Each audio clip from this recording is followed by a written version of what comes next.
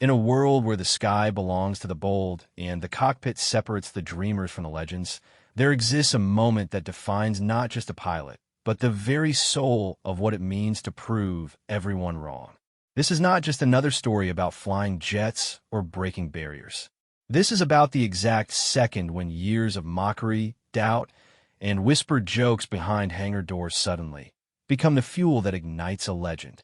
Picture this: a control tower buzzing with tension, seasoned pilots holding their breath, and a young woman whose hands are steady on the controls while her heart pounds with the weight of every person who said she didn't belong. The radio crackles. A call sign that once brought snickers now commands respect. And in that moment, when permission is granted for takeoff, everything changes forever. What you're about to read isn't fiction. It's the raw, unfiltered truth about resilience, about proving that sometimes the people who doubt you the most become your greatest motivation. It's about the moment when all the training, all the sleepless nights, and all the quiet determination finally get their chance to soar. This is the story of Lieutenant Sarah Chun, call sign Eagle-7, and the day she transformed from the pilot they mocked into the legend they would never forget. Sarah Chun had always been different, but not in the way that made her stand out in a crowd. At 5 feet 4 inches tall, with glasses that constantly slipped down her nose, she looked more like someone who belonged in a library than in the cockpit of a fighter jet. Her quiet demeanor and tendency to speak softly made her almost invisible among the loud, confident personalities that dominated the naval flight training program at Pensacola. The daughter of immigrants who ran a small restaurant in San Francisco's Chinatown, Sarah had grown up understanding that nothing came easy. Her father worked 16-hour days flipping noodles and taking orders, while her mother managed the books and dealt with suppliers. They had sacrificed everything to give their daughter opportunities they never had. But when Sarah announced her intention to become a Navy pilot, the silence at the dinner table was deafening. "Flying is not for people like us," her father had said in Mandarin, his weather hands folded on the plastic tablecloth. Her mother nodded in agreement, worry etched across her face. They had imagined their daughter becoming a doctor or engineer, something stable and respectable. The idea of her strapping herself into a machine that could kill her seemed like madness. But Sarah had been fascinated by aircraft since childhood. While other kids played video games, she built model planes and read every aviation magazine she could find.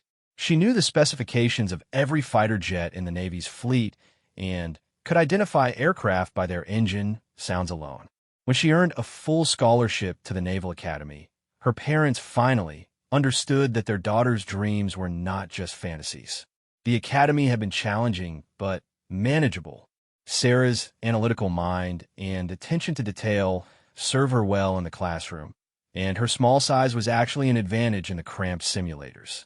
She graduated near the top of her class and earned her spot in flight training, but that's where her real challenges began. Pensacola was a different world entirely. The other candidates were mostly tall, athletic men who seemed born for the cockpit.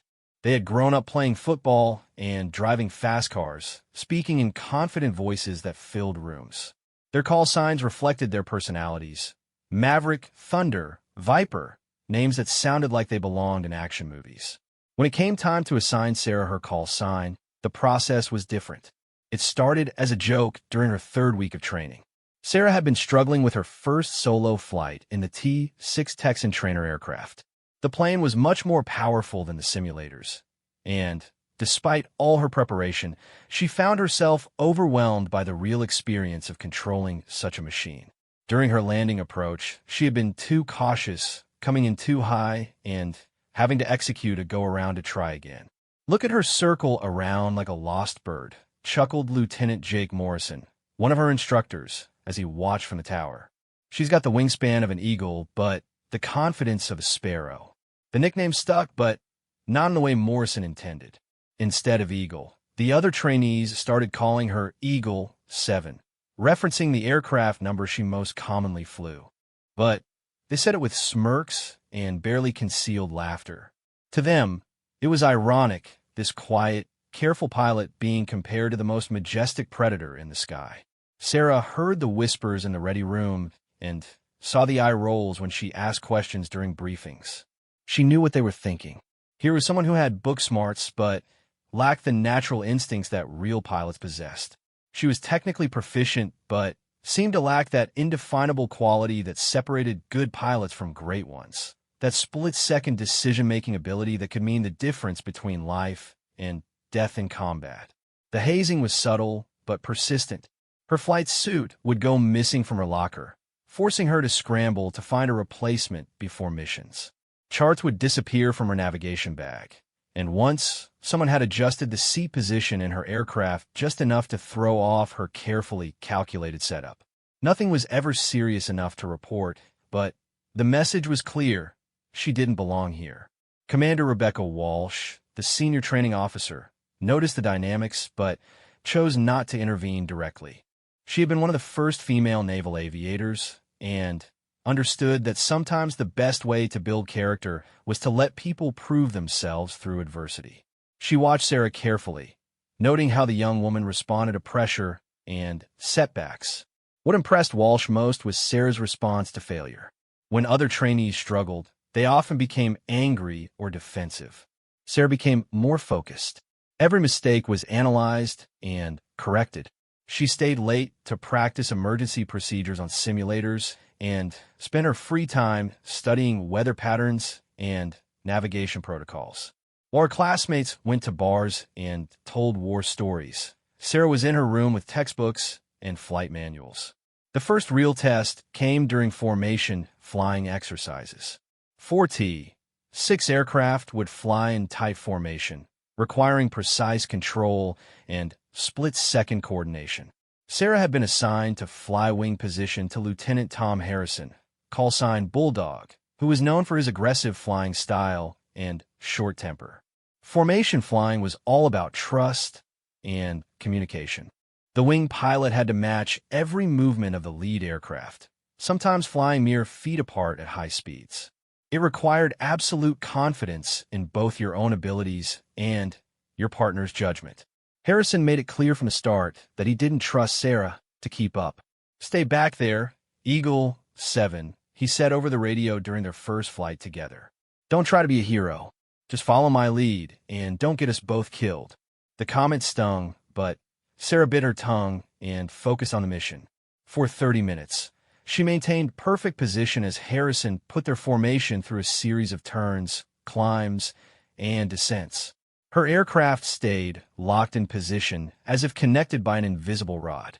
When they landed, Harrison grudgingly admitted she had done okay. But okay wasn't good enough for Sarah. She knew that her classmates expected her to wash out eventually, and she was determined to prove them wrong. Every night, she visualized the next day's flights, mentally rehearsing every maneuver until she could perform them in her sleep. She studied the personalities and flying styles of her instructors, learning to anticipate their preferences and adapt accordingly. The breakthrough came during a particularly challenging cross-country navigation exercise. Each trainee had to fly solo to 3 different airfields using only basic instruments and visual landmarks, simulating conditions they might face if their electronic systems failed in combat. The route included a segment over water where navigation relied entirely on dead reckoning and timing. Sarah's methodical preparation paid off. While other trainees struggled to find their checkpoints or arrived at destinations off schedule, she hit every waypoint within seconds of her planned timing. Her fuel calculations were precise, her radio calls professional, and her landing at each airfield was smooth and controlled. It was a textbook performance that even her harshest critics couldn't dismiss. Commander Walsh was waiting when Sarah climbed out of her aircraft after the final landing. "Good flight today, Eagle-7, she said, using the call sign for the first time without any hint of mockery. That's how it's supposed to be done. For the first time since arriving at Pensacola, Sarah felt like she truly belonged. The call sign that had started as a joke was beginning to fit. She was methodical and precise like an eagle studying its prey, and when the moment came to strike, she was ready. But acceptance from her instructors was only half the battle. Her fellow trainees still viewed her as an outsider, someone who had succeeded through grinding effort rather than natural talent. They respected her competence, but questioned whether she would hold up under real pressure. That test would come sooner than anyone expected. The incident happened during an air-to-air combat exercise in the advanced training phase. Sarah was flying against Lieutenant Rick Stevens, call sign Razor, in a simulated dogfight. Stevens was considered one of the most naturally gifted pilots in their class, with quick reflexes and an intuitive understanding of aerial tactics. The exercise began with both aircraft starting from neutral positions, then maneuvering to gain advantage over each other. Stevens immediately went aggressive, pulling his aircraft into a steep climb and trying to force Sarah into a defensive position. Most pilots would have tried to match his aggression, turning the exercise into a contest of pure flying skill. Sarah did something unexpected. Instead of trying to outmuscle Stevens, she used his aggression against him. As he climbed aggressively, she throttled back and let him gain altitude while she maintained her energy and position. When Stevens realized what was happening and tried to dive back down to engage, Sarah was ready for him. The resulting merge was a masterclass in tactical thinking. While Stevens relied on instinct and raw skill, Sarah had calculated every move 3 steps ahead. She used angles and energy management to stay out of Stevens' weapons envelope while maneuvering into position for her own attack. When the exercise ended, the simulated kill belonged to Eagle-7. Stevens was stunned. He had never lost an air-to-air exercise to anyone in their class, and certainly hadn't expected to lose to the quiet pilot everyone still saw as a bookworm. But Commander Walsh wasn't surprised. She had been watching Sarah's tactical development and recognized something special in the way she approached problems. Natural talent is overrated, Walsh told the assembled trainees during the debrief. Lieutenant Chun just demonstrated something more valuable than quick reflexes or aggressive flying. She showed tactical patience and strategic thinking. Those are the qualities that win real fights. The victory changed something in the squadron's dynamics. Sarah was no longer seen as someone who might eventually succeed through persistence. She was beginning to be recognized as someone who might actually be better than pilots with more obvious natural gifts. The quiet respect in her classmates' voices when they spoke to her was something new. But with recognition came new challenges. As Sarah moved into the final phase of training, the pressure intensified. The exercises became more complex, the margin for error smaller. And somewhere in the back of everyone's mind was the knowledge that graduation was approaching, along with assignments to operational squadrons where the stakes would be real. Sarah knew that everything she had worked for was approaching its culmination. The girl who had once been too intimidated to speak up during briefings was now being looked to for tactical advice by her classmates. The pilot whose call sign had started as mockery was becoming someone whose opinion mattered. As she walked across the tarmac toward her aircraft one evening, the sun setting over the Gulf Coast, Sarah reflected on how far she had come. Tomorrow would bring new challenges, and eventually she would face the ultimate test that every naval aviator feared and anticipated, the day when her training would meet the reality of actual combat. The Eagle was learning to fly, but soon she would need to learn to hunt. The transition from training aircraft to actual fighter jets was like jumping from a bicycle to a Formula One race car.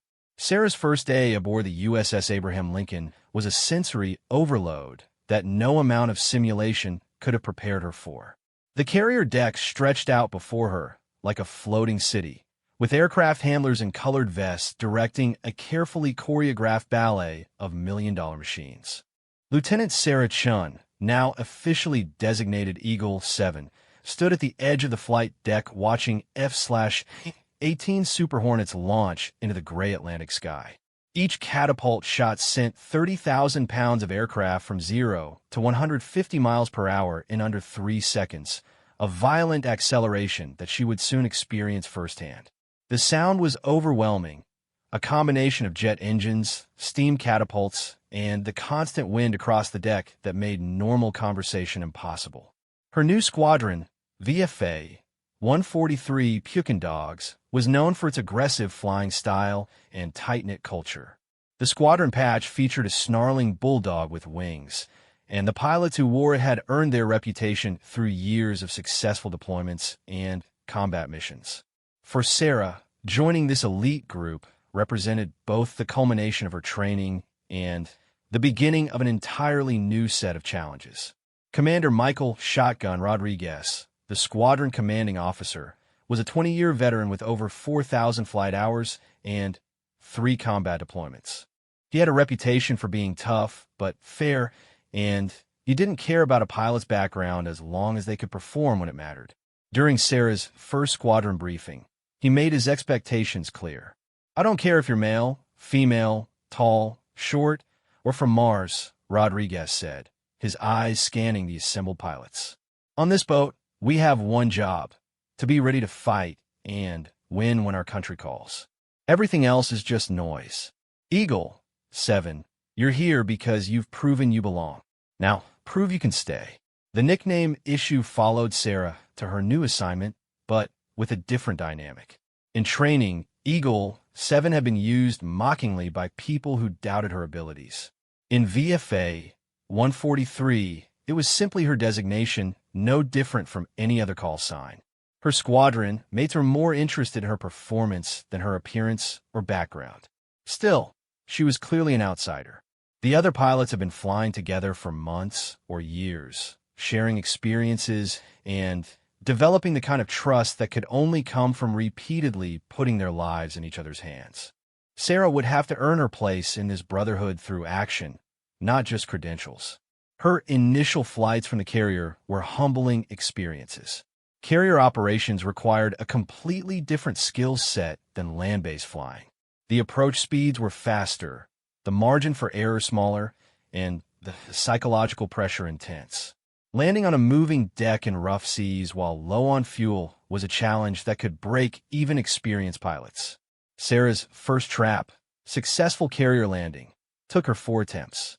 Each time she came around the pattern, the landing signal officer would wave her off for being too high, too low, or not aligned properly with the center line. By her 4th approach, she could feel the tension radiating from the control tower and see the concern in her squadron mates' faces as they watched from the deck. Finally, she caught the 3-wire perfectly, her tailhook snagging the arresting cable and bringing 30 tons of aircraft to a complete stop in less than 300 feet. The sudden deceleration slammed her forward against her restraints hard enough to leave bruises, but she had made it. As she taxied clear of the landing area, Sarah's hands were shaking from adrenaline and relief. "Not bad for a nugget," said Lieutenant Commander Dave Torch Patterson, the squadron's operations officer, using the Navy term for new pilots. "But you're going to need to tighten that up if you want to survive a night recovery in bad weather." Patterson wasn't trying to be mean. He was stating a fact. Night carrier operations were among the most dangerous activities in aviation, and pilots who couldn't perform consistently didn't last long. Sarah took his criticism as motivation to improve, spending extra time in the simulator and studying approach techniques until she could execute them automatically. The real test came during her first combat air patrol mission. Sarah was paired with Lieutenant Tony Diesel Martinez, a veteran pilot with 6 years of experience and a reputation for steady performance under pressure.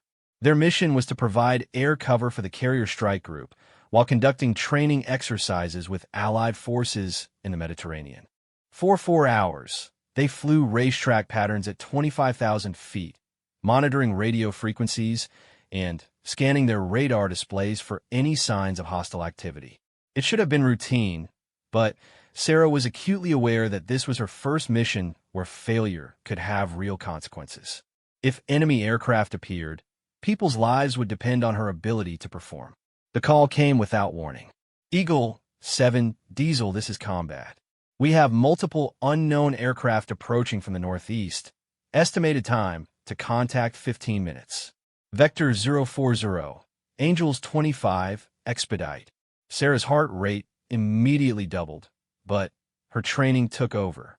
She banked her Super Hornet toward the indicated heading and pushed her throttles forward, accelerating toward the potential threat.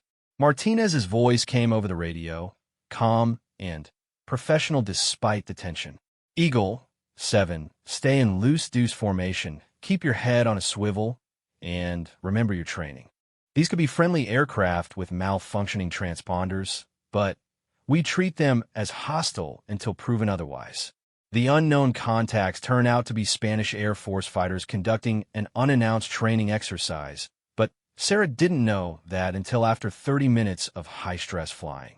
The experience taught her something important about combat flying. Most of the job was about managing uncertainty and stress while maintaining the ability to make split-second decisions if the situation turned deadly. Commander Rodriguez debriefed the mission personally, which was unusual for what turned out to be a non-event. "How did that feel?" he asked Sarah as they sat in the squadron ready room. "Honestly, sir, terrifying," Sarah replied. "But also right if that makes sense." Rodriguez smiled. "It makes perfect sense. A pilot who isn't scared during their first potential combat situation is either lying or too stupid to understand the stakes. The question is whether you can function despite that fear." As the deployment continued, Sarah's competence became increasingly apparent. Her methodical approach to mission planning caught details that others missed. Her precise flying made her a reliable wingman who could be trusted to maintain position in challenging conditions. Most importantly, her tactical thinking during training exercises began to impress even the most experienced pilots in the squadron. The breakthrough moment came during a large-scale training exercise called Red Flag, where multiple squadrons from different services practiced complex combat scenarios. Sarah was assigned to fly in a strike package targeting simulated enemy installations defended by experienced aggressor pilots flying F-16s configured to represent enemy fighters. The mission profile was challenging: penetrate heavily defended airspace, destroy multiple targets, and return to base while avoiding or defeating enemy interceptors. Sarah was flying in the number 4 position in a formation of Super Hornets, traditionally the slot given to the least experienced pilot, where they could be closely supervised. 20 minutes into the mission, everything went wrong. The lead aircraft developed a hydraulic malfunction and had to abort. The number 2 pilot's radar failed, leaving him nearly blind to air-to-air threats. Suddenly, Sarah found herself flying wing to Lieutenant Commander Viper Thompson, one of the squadron's most aggressive pilots, in a situation where their formation was badly degraded. "Eagle-7, we're continuing the mission," Thompson announced over the radio. "Stay tight and follow my lead." What happened next would become legend in VFA 143.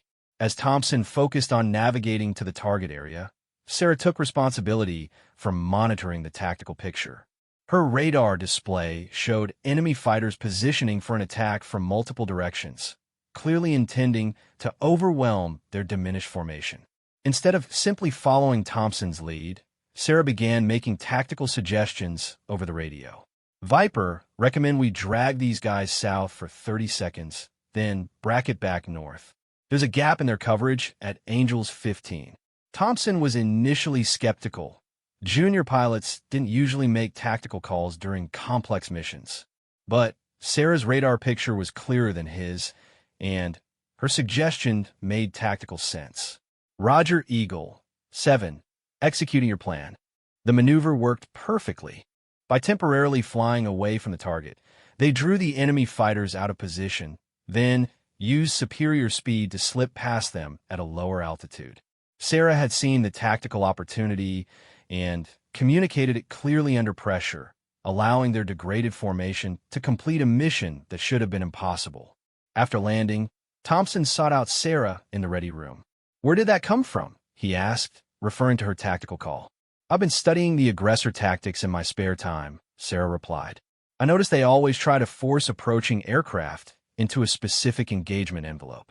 If you can avoid playing their game, you can usually find a weakness." Thompson stared at her for a moment, then nodded slowly. "You know what? Maybe that call sign isn't ironic after all. Eagles don't just fly high. They see everything from up there." The comment spread through the squadron quickly. Pilots began seeking Sarah's input during mission planning, recognizing that her analytical approach complemented their instinctive flying skills. The combination of book knowledge and practical application was proving to be a powerful combination. But Sarah's greatest challenge was still ahead. Real combat would test not just her flying skills or tactical knowledge, but her ability to make life and death decisions under the kind of pressure that no training exercise could simulate. That test would come sooner than anyone expected, in the skies over a region where mistakes meant more than failing grades or bruised egos. As the Abraham Lincoln steamed toward its next deployment area, Sarah stood on the flight deck watching the sun set over the Mediterranean. She had proven she belonged among these elite pilots, but she knew that belonging and excelling were two different things. The Eagle was spreading her wings, but soon she would need to use her talents. The radio in the island's superstructure crackled with the evening's flight operations, call signs echoing across the deck as aircraft prepared for launch. Among them, Eagle-7 waited for her next opportunity to prove that sometimes the most dangerous predators are the ones no one sees coming. The intelligence briefing came at 0600 hours on a Tuesday morning that started like any other aboard the USS Abraham Lincoln. Sarah sat with her squadron mates in the ship's secure briefing room, coffee cups in hand and flight suits unzipped in the morning heat of the Persian Gulf. The air conditioning hummed constantly, fighting against the blazing sun that had already turned the flight deck into a furnace. Commander Rodriguez stood at the front of the room next to a large display screen showing satellite imagery of the Iranian coastline. His expression was grim as he waited for the intelligence officer to begin the brief. The casual atmosphere that usually characterized morning meetings had been replaced by something more serious. "Ladies and gentlemen," began Lieutenant Commander Sarah Kim, the carrier's senior intelligence officer, "the situation has changed significantly overnight. Iranian forces have seized 3 commercial vessels in international waters, claiming they were violating territorial boundaries. 2 of the ships are flagged to allied nations, and 1 is carrying a mixed crew, including 12 American civilians." The room fell silent as the implications sank in. For weeks, tensions had been escalating in the region, but this represented a clear escalation that could not be ignored. Sarah felt her stomach tighten as she realized that her first real combat mission might be imminent. The Iranian Revolutionary Guard has positioned multiple patrol boats around the seized vessels, Kim continued, clicking through satellite images that showed the tactical picture. They've also moved surface-to-air missile systems closer to the coast and increased fighter patrols over the area. Intelligence suggests they're testing our resolve. Commander Rodriguez took over the briefing, his voice carrying the weight of command responsibility. "Here's what we know. The State Department is working on a diplomatic solution, but we're being tasked to provide military options if negotiations fail. That means we need to be ready for anything from a simple show of force to active combat operations." Sarah studied the satellite images, her analytical mind automatically calculating distances, timing, and potential threats. The Iranian coast was bristling with defensive systems, and any mission into that airspace would be extremely dangerous. She noticed something odd about the positioning of the enemy air defenses and made a mental note to study the intelligence reports more carefully. "Eagle-7, Rodriguez called out, interrupting her thoughts. "You'll be flying with me today. We're conducting reconnaissance flights along the edge of Iranian airspace to gather current intelligence on their defensive posture. This isn't a combat mission, but we need to be prepared for anything." The assignment surprised Sarah. Flying with the commanding officer meant either that he had specific confidence in her abilities or that he wanted to personally evaluate her performance under real-world pressure. Either way, it represented a significant vote of confidence. 2 hours later, Sarah found herself strapping into the cockpit of her F/A-18 Super Hornet, running through pre-flight checks with practiced efficiency. The familiar routine of switches, gauges, and system checks helped calm her nerves, but she couldn't entirely shake the knowledge that this mission carried risks that training exercises never had. "Eagle-7, you ready back there?" Rodriguez's voice crackled through her helmet radio as his aircraft taxied ahead of hers toward the catapult. "Ready to go, shotgun," Sarah replied, using the commander's call sign. Her voice sounded steadier than she felt. The catapult launch never got easier. One moment she was sitting still on the carrier deck. The next she was being accelerated to flying speed with crushing force that pressed her back into her ejection seat. Within seconds, she was airborne over the Persian Gulf, climbing toward their assigned patrol altitude. The reconnaissance mission required them to fly precise patterns along the boundary of Iranian territorial waters, using their aircraft's sophisticated sensors to gather intelligence on enemy positions while being careful not to provoke an international incident. It was a delicate balance between showing strength and avoiding escalation. For 3 hours, they maintained their patrol, monitoring radio frequencies and photographing anything of interest. Sarah was struck by how routine it felt despite the potential for danger. Her training had prepared her well for the mechanical aspects of the mission, but the psychological pressure of knowing that enemy radar operators were tracking their every move was something new. "Eagle-7, take a look at your radar display," Rodriguez said during their third patrol circuit. "Tell me what you see at bearing 060. Sarah studied her display carefully. At first glance, it showed empty airspace, but as she adjusted her radar settings, she began to pick up faint contacts that appeared and disappeared irregularly. "I'm seeing intermittent contacts, possibly aircraft maintaining radio silence and trying to avoid detection." "Good catch," Rodriguez replied. "Iranian fighters have been shadowing us for the past hour, staying just outside our engagement envelope. They're testing our alertness and probably gathering intelligence on our capabilities." The knowledge that enemy pilots were nearby, watching and waiting, sent a chill down Sarah's spine. This was no longer an abstract exercise, but a real-world chess game where both sides were maneuvering for advantage while trying to avoid the first move that would trigger open conflict. When they finally returned to the carrier, Sarah felt drained despite the mission's lack of dramatic action. The constant vigilance required to monitor threats while maintaining precise flight patterns had been mentally exhausting. As she climbed down from her cockpit, she realized that combat flying was as much about managing stress and fatigue as it was about flying skills. The debrief lasted 2 hours as intelligence specialists analyzed every piece of data they had collected. Sarah's observations about the Iranian fighter tactics proved valuable, and she found herself contributing to discussions about enemy capabilities and intentions. For the first time, she felt like a full member of the team rather than a junior pilot learning the ropes. That evening, as she sat in her small stateroom writing an email to her parents, Sarah struggled to find words that would reassure them without revealing anything classified about her activities. How could she explain that she was flying combat missions in one of the world's most dangerous regions while making it sound routine and safe? "Everything is going well here," she typed carefully. "The flying is challenging but rewarding, and I'm learning a lot from the experienced pilots in my squadron. The weather is hot, but the sunsets over the water are beautiful. I hope the restaurant is doing well and that you're both taking care of yourselves." She stared at the screen for a long time before hitting send, knowing that the simple words couldn't convey the reality of her situation.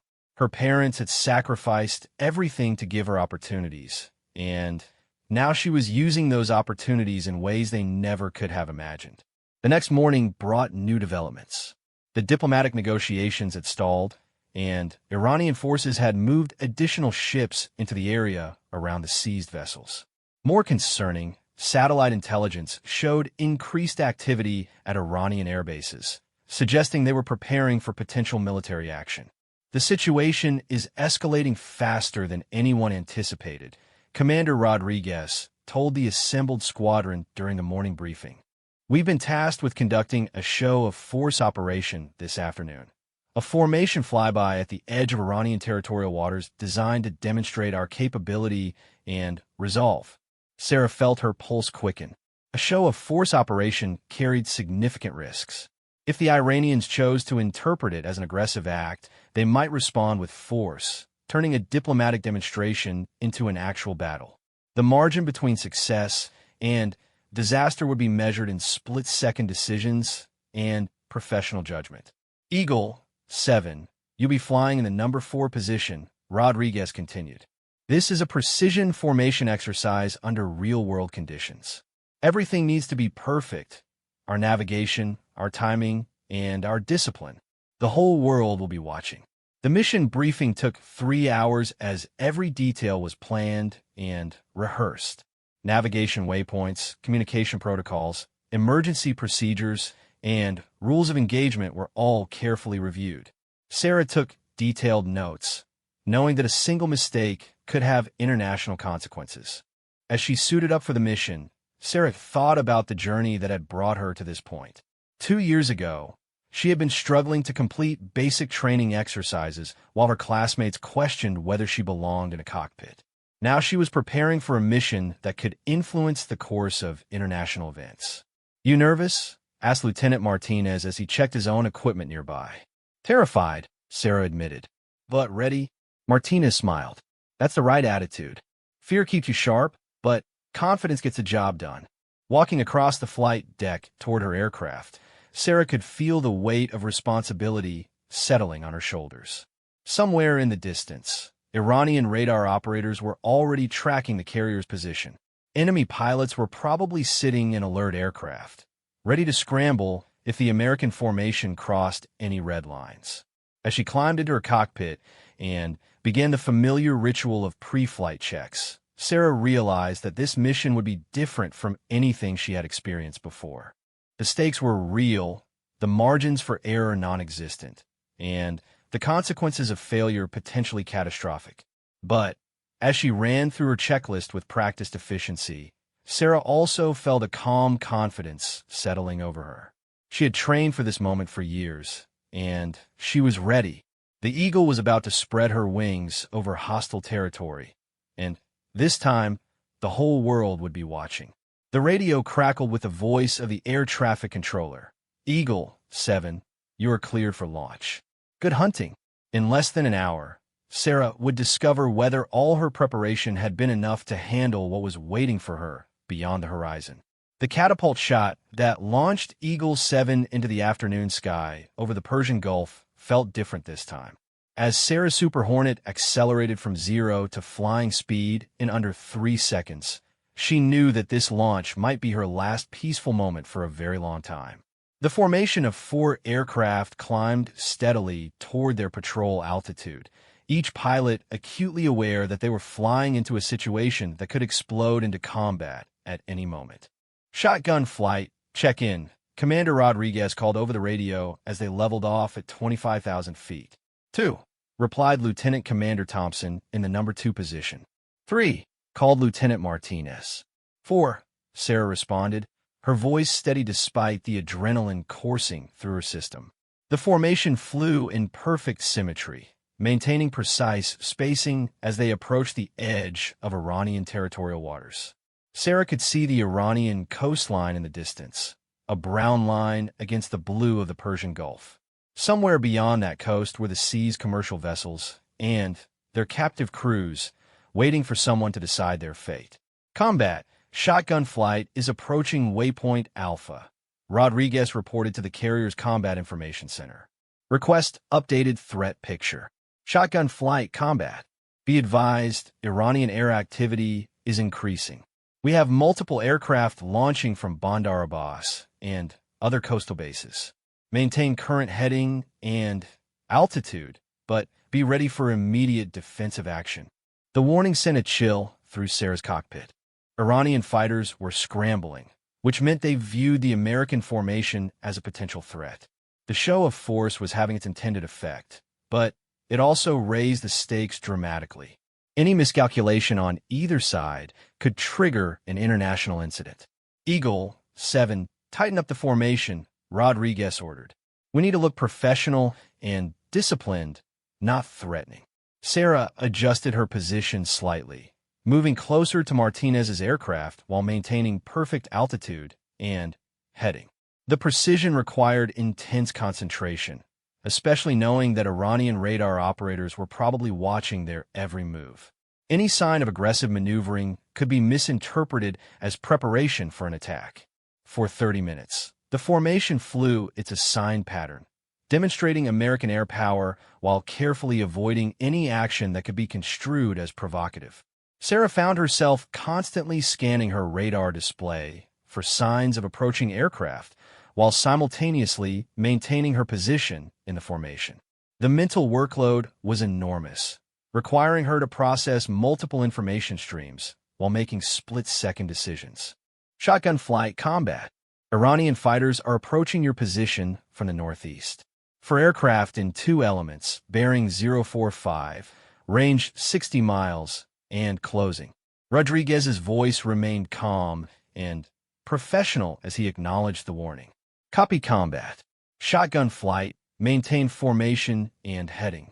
Do not take any aggressive action unless fired upon. Sarah's mouth went dry as she processed the implications.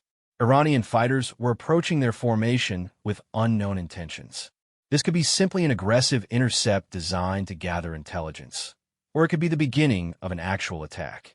There was no way to know until the enemy aircraft revealed their intentions. Eagle-7, you seeing anything on your scope? Rodriguez asked. Sarah studied her radar display carefully, adjusting settings to maximize her detection range.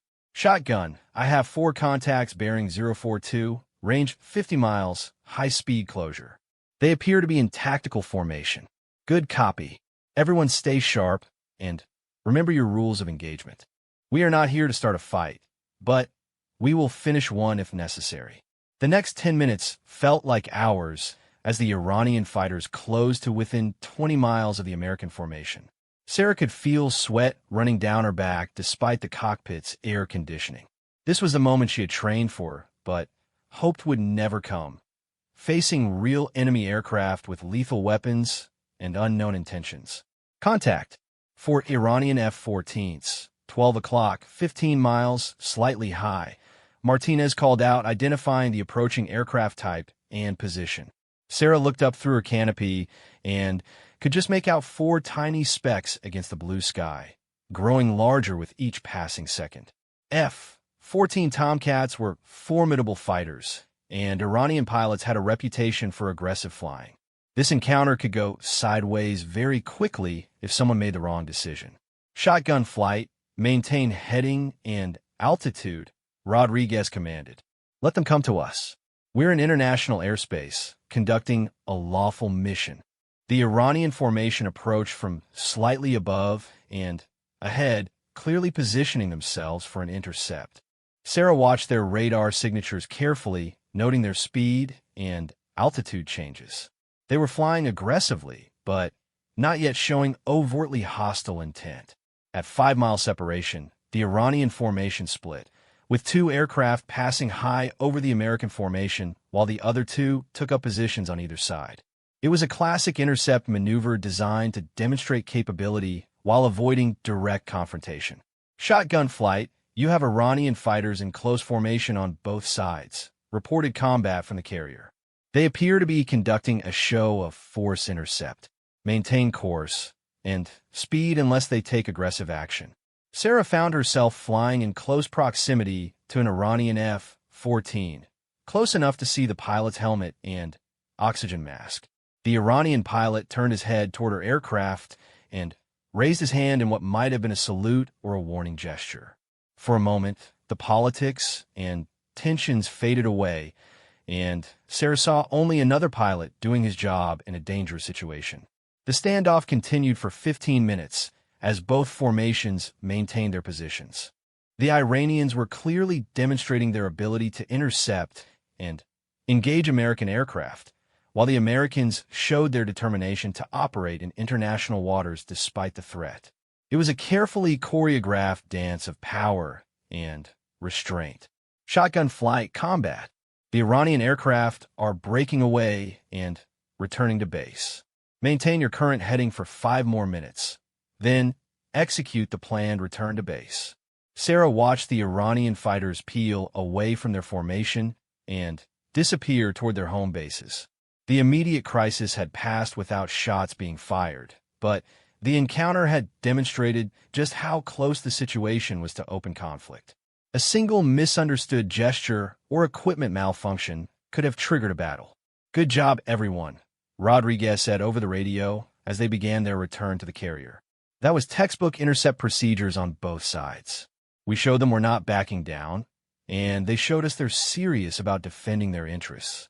As they approached the Lincoln for landing, Sarah reflected on what she had just experienced. This had been her first face-to-face encounter with enemy pilots in a real-world situation, and she had performed well under pressure. More importantly, she had proven to herself that she could maintain discipline and professionalism even when staring down the barrel of potential combat. The landing back aboard the carrier was routine, but the debrief session lasted 3 hours as intelligence specialists analyzed every aspect of the encounter. Sarah's observations about Iranian tactics and aircraft capabilities contributed to the overall intelligence picture, and she found herself being consulted as an expert despite her junior rank. That evening, the situation took a dramatic turn.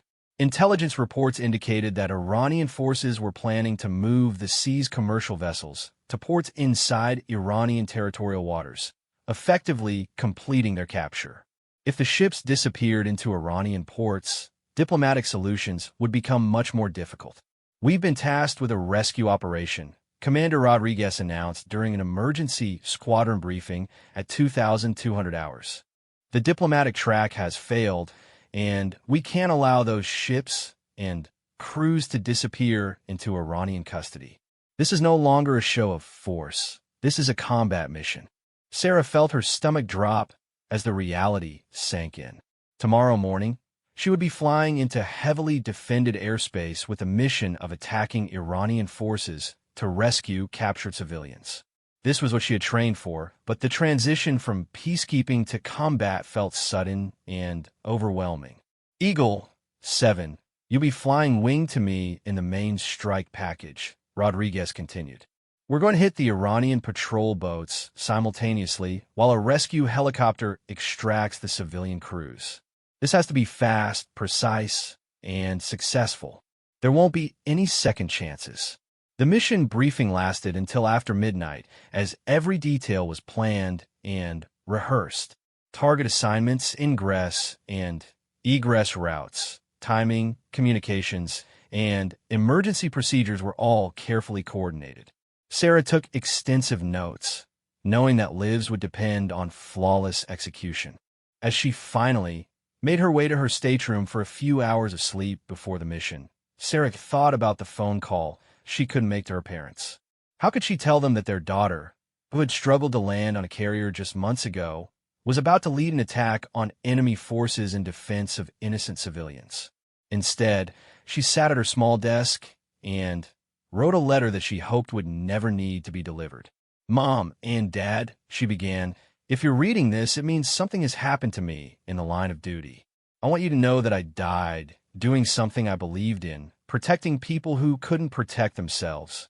She sealed the letter and placed it in her personal effects box, then tried to get some sleep.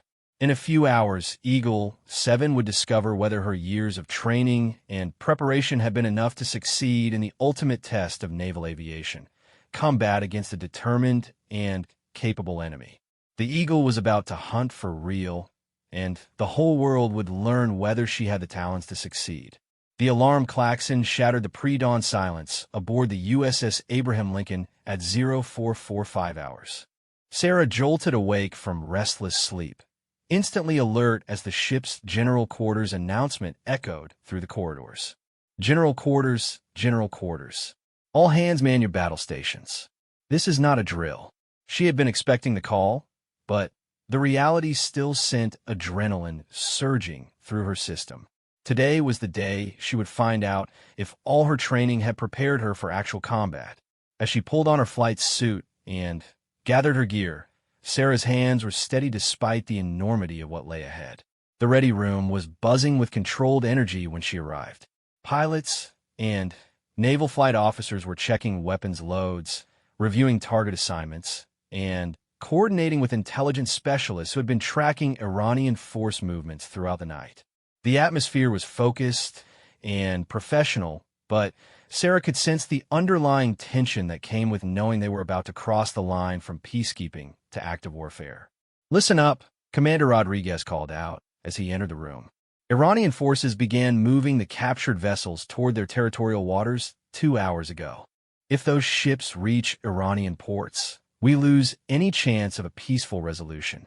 Our mission is to disable the Iranian patrol boats escorting the captured vessels and provide cover for the rescue operation. Sarah studied the intelligence briefing materials spread across the table. Satellite imagery showed 3 commercial vessels under escort by 4 Iranian fast attack boats, heading northeast toward the port of Bandar Abbas. The Iranian boats were armed with anti-ship missiles and surface-to-air weapons, making them dangerous targets that would defend themselves aggressively. The strike package will consist of 8 Super Hornets in 2 divisions, Rodriguez continued. I'll be leading the 1st Division with Eagle-7 as my wingman. We'll take the northern patrol boats while the 2nd Division handles the southern targets. Timing is critical. We need to neutralize all 4 escort vessels simultaneously to prevent them from threatening the rescue helicopters. Sarah felt a mix of pride and terror at being selected to fly wing to the commanding officer on such a crucial mission. It represented ultimate trust in her abilities, but also meant that any mistake on her part could doom the entire operation.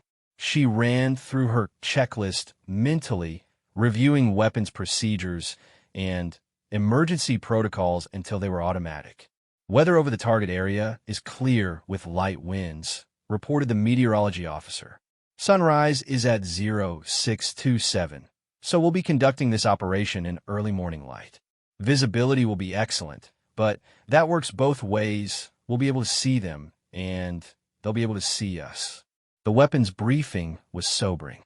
Each Super Hornet would carry AGM-84 Harpoon anti-ship missile for the primary attack, along with air-to-air missiles for self-defense and a 20mm cannon for close-range engagement.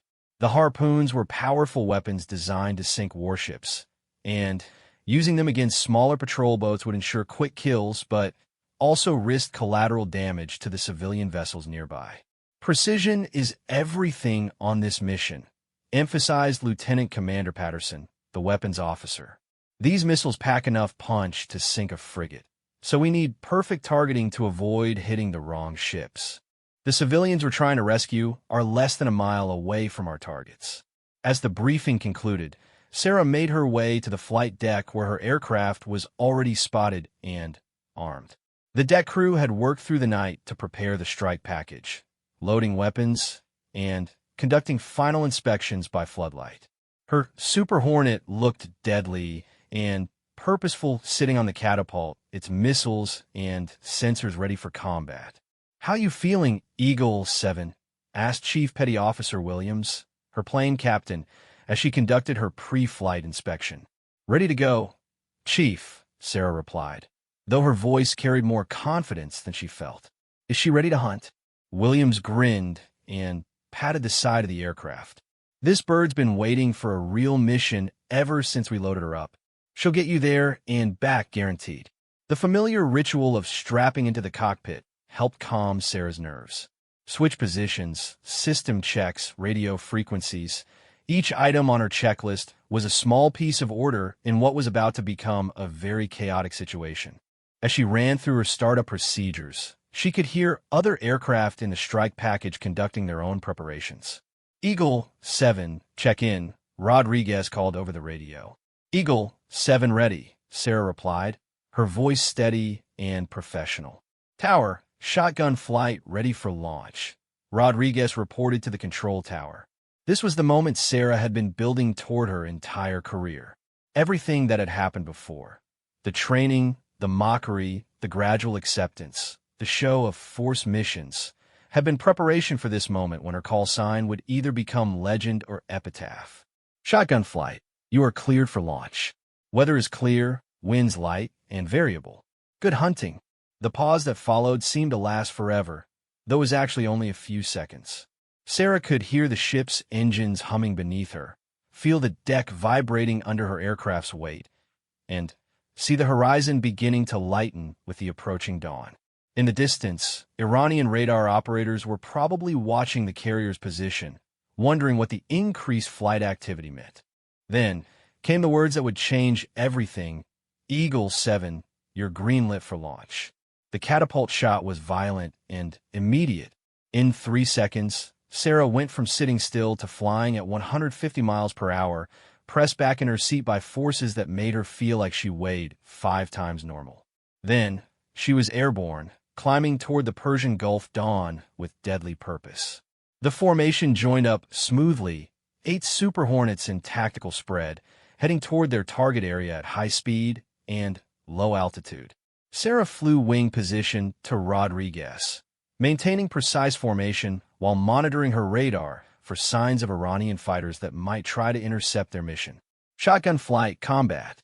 Target vessels are bearing 085, range 40 miles. Iranian escort boats are maintaining close formation around the captured ships. No sign of air cover, but be ready for anything. As they approached the target area, Sarah could see the small flotilla on her radar display. 3 large contacts representing the captured commercial vessels, surrounded by 4 smaller contacts that were the Iranian patrol boats. The geometry was complex. They would need to attack the patrol boats without damaging the civilian ships that were only hundreds of yards away.